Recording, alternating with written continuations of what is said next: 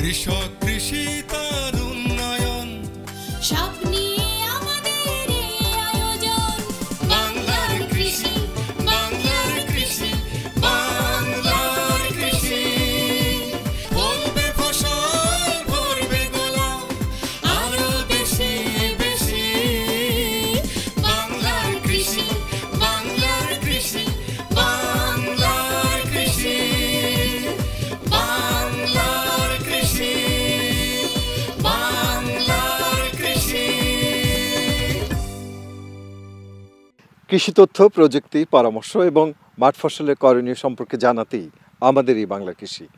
প্রিয় কৃষক ভাইরা, বাংলাদেশ টেলিভিশনের নিয়মিত কৃষি বিষয়ক অনুষ্ঠান বাংলার কৃষি দেখার জন্য আমি আব্দুল শহীদ মিঠু আপনাদের আমন্ত্রণ এবং শুভেচ্ছা জানাচ্ছি। আমাদের আজকের বিষয় উচ্চ মূল্যের সবজি, কফির বাণিজ্যিক আবাদ। ফুলকপি একটি জনপ্রিয় শীতকালীন সবজি। সুস্বাদু তরকারি হিসেবে এর যথেষ্ট সমাদর রয়েছে। এ সবজি এখন বাংলাদেশের সর্বত্র ব্যাপকভাবে চাষ হয়ে থাকে। শীতকালীন সবজি হলেও বর্তমানে নতুন নতুন জাত উদ্ভাবিত হওয়ায় আগাম ফসল হিসেবে এ সবজি চাষ হচ্ছে। ফুলকপিতে যথেষ্ট পরিমাণ সালফার, পটাশিয়াম ও ফসফরাস জাতীয় খনিজ উপাদান রয়েছে। এছাড়াও ফুলকপির প্রতি 100 গ্রাম ভক্ষণযোগ্য অংশে 90.8 গ্রাম পানি, 2.6 গ্রাম আমিষ, 0.4 গ্রাম সবজি ও 1.9 গ্রাম খনিজ লবণ থাকে। রয়েছে প্রচুর পরিমাণ ভিটামিন এ, বি ও সি। ফুলকপির আগাম জাত আশাহনী, early Patnai, early snowball, super snowball, tropical snow 55, summer diamond F1, snow queen F1, heatmaster ও হাইব্রিড জাত। মধ্যম জাত পোশালি, রাক্ষসী, snowball X, snowball Y, white tough, snow wave, big tough, big shot, Monalisa F1 এবং চন্দ্রিমা 60 F1। বাড়ি ফুলকপি 1 ও বাড়ি ফুলকপি 2। নাবি জাত মাঘী বেনারসি, ইউরিক snowball, white mountain, Christmas, Everest ও হাইব্রিড। চুয়াডাঙ্গা জেলাধীন জীবননগর উপজেলার আন্দোলবাড়িয়া ইউনিয়নের অনন্তপুর গ্রামের কৃষক মোহাম্মদ সজল মিয়া 3.5 থেকে 4 বিঘা জমিতে হাইব্রিড জাতের ফুলকপি চাষ করছেন। জমিতে জৈব সার এবং রাসায়নিক সার প্রয়োগ করেছেন। প্রতি শতকে 200টি করে চারা রোপণ করেছেন। তাতে বিঘা প্রতি 5,000টি কপি পাওয়া যাবে। প্রতি বিঘা 20 থেকে 25,000 টাকা খরচ করে মোট 90,000 টাকার ফুলকপি বিক্রি করতে পারবেন বলে আশা করছেন। শীতকালীন সবজির মধ্যে ফুলকপি একটি জনপ্রিয় সবজি। আমরা শীত মৌসুমেই এই ফসলের আধিক্য দেখতে পাই আমাদের কৃষকদের মাঠে। আমরা দেখতে পাচ্ছি আমাদের পিছনে বিশাল কিন্তু ফুলকপির ক্ষেত। এই ক্ষেতে ফুলকপির চাষ হচ্ছে এবং যিনি চাষ করছেন তার সাথে আমি এখন বসে আছি। ওনার সাথে কথা বলবো কিভাবে ওনারা এই চাষাবাদটা করলো। কি নাম ভাই আপনার? আমার নাম মোহাম্মদ সজল মিয়া। সজল মিয়া, কেমন আছেন আপনি? জি আলহামদুলিল্লাহ, আপনি কেমন আছেন? এই তো আছি আলহামদুলিল্লাহ। আচ্ছা, আপনারা তো ফুলকপির আবাদ অনেক আগে থেকে করে থাকেন। গত বছর কি করছিলেন? জি। কতটুক ছিল গতবার? গত বছর 4 বিঘা এমন ছিল। আচ্ছা, কেমন দাম ছিল গত বছর? গত বছর আলহামদুলিল্লাহ ভালো, খুব ভালো দাম ছিল। ভালোই দাম ছিল। আচ্ছা, ফুলকপি চাষ করতে হলে প্রথম মাটিটা কিভাবে প্রস্তুত করতে হবে? প্রথমে ট্র্যাক্টরে আকড়ামারি 2টা, তারপরে আকড়ামারি রুটার মারি 2টা। আচ্ছা, দিয়ে মাটি ঝুরঝুরে করে নিই, করে তারপরে আপনার জমি প্রস্তুত করি। আচ্ছা, সার দেওয়া লাগে তখন? জি, সাথে আপনার জৈব সার দিই, প্লাস রাসায়নিক সার মিশিয়ে দিই, টিএসপি এবং এমওপি। আচ্ছা, এটা দিই। এটা দেওয়ার পরে তারপর মাটিতে জমিটা কয়দিন ফেলে রাখা লাগে না সাথে সাথে? ফেলে রাখলে ভালো হয়, কিন্তু আমাদের মনে করেন এখন সেই সুযোগটা আর নাই। আচ্ছা, কারণ পরবর্তী চাষ করতেই হবে। ওই জন্যই যত দ্রুত লাগানো যায় তত তাড়াতাড়ি ভালো। দেখেন, আমরা সাধারণত বীজ নিজেরা তৈরি করি চারা, আর অনুযায়ী চারা কিনতে গেলে আপনার দাম একটু বেশি পড়ে। আচ্ছা, এখানে আপনার 2 টাকা পিস বেশি পড়ছে আর কি। আচ্ছা, নিজেরা চারা তৈরি করে? নিজেরা চারা করি বীজ থেকে। কতদিন চারা এখানে মাঠে লাগাতে হয়? চারা সাধারণত 21 দিনে হয়, আপনার 30 দিনের মধ্যে লাগাতে হয়। ফুলকপির আগে এ জমিতে ধনিয়া পাতা চাষ করেছিলেন তিনি। কৃষক প্রতি সপ্তাহে সেচ দিয়ে থাকেন। পোকামাকড় দমনের জন্য সেক্স ফেরোমন ফাঁদ ব্যবহার করেছেন। সার্বিক বিষয়ে উপজেলা কৃষি কর্মকর্তাগণ সহায়তা করছেন। প্রথমে আপনার বীজ নির্ণয় করছি কোন জাতটা লাগাবো, তারপরে আপনার যে জাতটা আমার পছন্দনীয়, যেমন গ্রীষ্মকালীন জাত আছে, শীতকালীন জাত আছে। আমি লাগিয়েছি আপনার শীতকালীন জাত, যেটা আপনার গ্রীষ্মর মাঝামাঝি, মানে শীত গ্রীষ্ম মাঝামাঝি। যেমন লাগিয়েছি আমি আপনার নিনজা জাতটা, যেটা আপনার চারা ফেলার 25 থেকে 30 দিনের ভিতরে লাগাতে হবে। এটা আমি লাগিয়েছি 25 দিনের মাথায়। চারা যেদিনে লাগিয়েছি তার থেকে 65 থেকে 60 দিনের ভিতরে আমার ফুল দেখা গিয়েছে। তারপরে আমি বাজারজাত করছি। বর্তমানে কপি 2 বছর থেকে আমাদের অনেক লাভবান, আমরা লাভ পাচ্ছি। চাষিরা কেজি হিসাবে বেচলে আমাদের লাভ আমরা বেশি পাই, যেহেতু আমাদের হিসাব থাকে যে আমার এই 1 বিঘা ভুঁইতে আমার এতটুকু কপি আমরা পেয়েছি।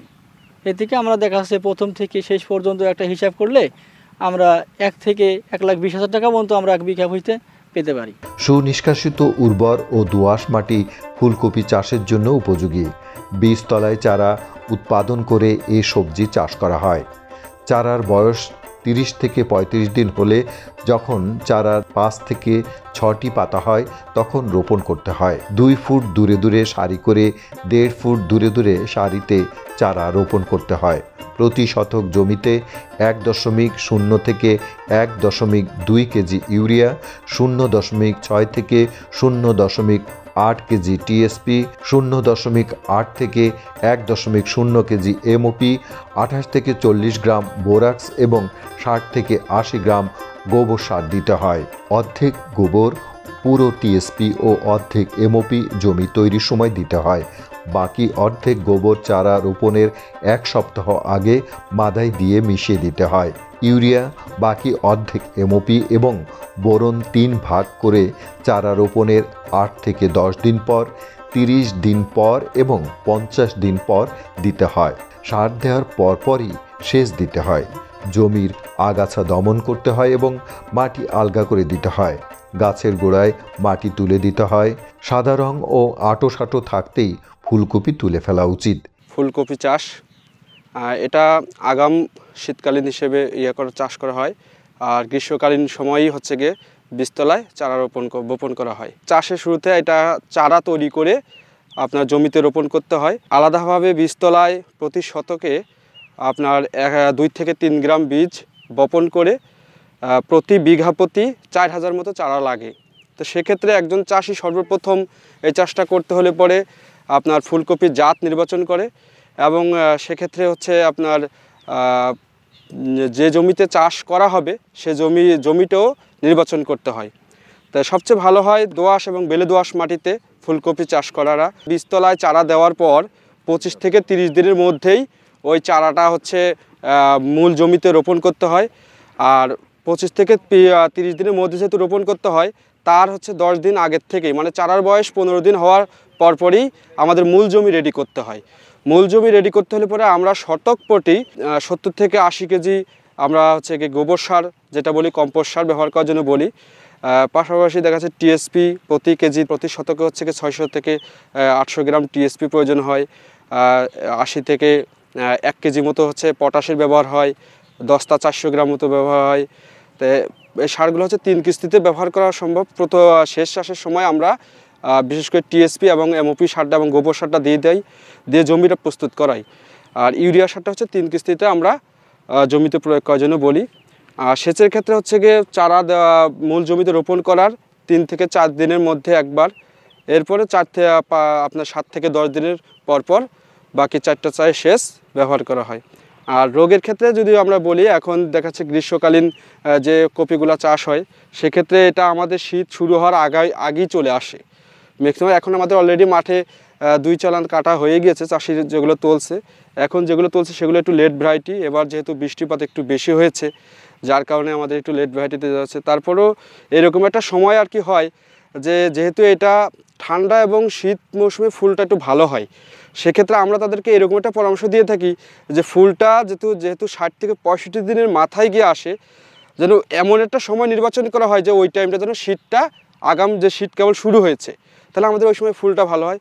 তার কিন্তু চারাটা কিন্তু আমাদের গ্রীষ্মকালীনই দেওয়া থাকে, যার জন্য এই সময় আমরা ফুলভাবে ভালো পাচ্ছি। ফুলকপি জলাবদ্ধতা সহ্য করতে পারে না, মাথা খেকো, লেদা পোকা বেশি ক্ষতি করে ফুলকপির। কীটনাশক ব্যবহার করে এসব পোকা দমন করা যায়। পাতায় দাগ ও কালো পচা রোগ হতে পারে। চারা ধসা রোগও বেশ ক্ষতি করে। বালাইনাশক ব্যবহার করে এসব রোগ দমন করা যেতে পারে। ফুলকপি খাদ্য হিসেবে খুবই জনপ্রিয়। আমাদের দেশের মানুষ ফুলকপি ক্ষেত থেকে উঠিয়ে তাৎক্ষণিক রান্না করে খেয়ে থাকেন। ফুলকপি ভাজা বা সবজি আকারে প্রস্তুত করলে খুবই ভালো লাগে। ফুলকপি উঠিয়ে স্টোরেজ করে সংরক্ষণ করে সারা বছরই ব্যবহার করার সুযোগ রয়েছে। ফুলকপি শীতকালীন একটা সবজি, কিন্তু জীবননগরে আসলে আপনারা দেখবেন যেখানে 12 মাসই অলরেডি ফুলকপি পাওয়া যাচ্ছে। আমার এখানে ফুলকপি অলরেডি একই জমি থেকে 2বার উঠে গেছে এমন জমিও আছে। এবং সেই শীতকাল আসার মানে ফুলকপির মৌসুম আসার আগেই 3 থেকে 4বার জমি থেকে ফুলকপি উঠে যাবে। আর এখন 1 বিঘা জমিতে কৃষক ফুলকপি করলে কমপক্ষে আপনার 80 থেকে 90 হাজার টাকা তারা প্রফিট পাচ্ছে, যার কারণেই আমরা এটা দিন দিন এখানে বৃদ্ধি পাচ্ছে। তা আমরা সার্বক্ষণিক কৃষককে পরামর্শ দিয়ে যাচ্ছি, বিশেষ করে রোগবালাই সম্পর্কে আমরা কৃষককে পরামর্শ দিচ্ছি এবং উন্নত জাত সম্পর্কে আমরা পরামর্শ দিয়ে যাচ্ছি। তা আমার এখানে যেহেতু আমরা কৃষি এখন বাণিজ্যিক কৃষি, আমার এখান থেকে প্রতিদিন মানে 8 থেকে 10 ট্রাক করে আপনার আমার এখানে সবজি লোড হচ্ছে বিভিন্ন দেশের বিভিন্ন প্রান্তে, ঢাকা, চিটাগাং, আপনার সিলেটের দিকে যাচ্ছে। তা আমার দিন যাচ্ছে এবং কৃষি আগাচ্ছে আমার তরুণ কৃষি উদ্যোক্তার হাত ধরে। তা আশা করি আমরা কৃষি আরও সমৃদ্ধ এগিয়ে যাবে এবং আমার দেশ সমৃদ্ধ হবে। ফুলকপির চাহিদা বেশি থাকায় এটির বাজারজাতকরণে তেমন সমস্যা হয় না। বিশেষ করে আগাম ফুলকপির চাহিদা অনেক বেশি। ক্ষেত থেকে ফুলকপি পাইকাররা কিনে নিয়ে যান, স্থানীয় বাজারে নিয়েও বিক্রি করা যায়। আবার শহরের বাজারে পাঠিয়েও বেশি দামে ফুলকপি বিক্রি করা যায়। চুয়াডাঙ্গা জেলায় 8,000 হেক্টরের অধিক জমিতে শীতকালীন সবজি আবাদ হয়েছে। শীতকালীন সবজির মধ্যে ফুলকপি, বাঁধাকপি, আর শীতকালীন টমেটো, এরপরে সিম, এই সমস্ত সবজি রয়েছে। আমাদের জীবননগর উপজেলায় প্রায় 200 হেক্টর জমির অধিক জমিতেই কৃষক ফুলকপি আবাদ করেছে। ফুলকপি আবাদ করার পর সেই জমি থেকে তারা ইতিমধ্যে 2বার ফুলকপি সংগ্রহ করেছে এবং তারা প্রতি কেজির মূল্য 60 থেকে 70 টাকা বিক্রি করেছে। আশা করছি যে তারা এই জমি থেকে 70 থেকে 80 হাজার টাকা প্রতি বিঘায় তারা লাভ করতে পারবে বা আয় করতে পারবে।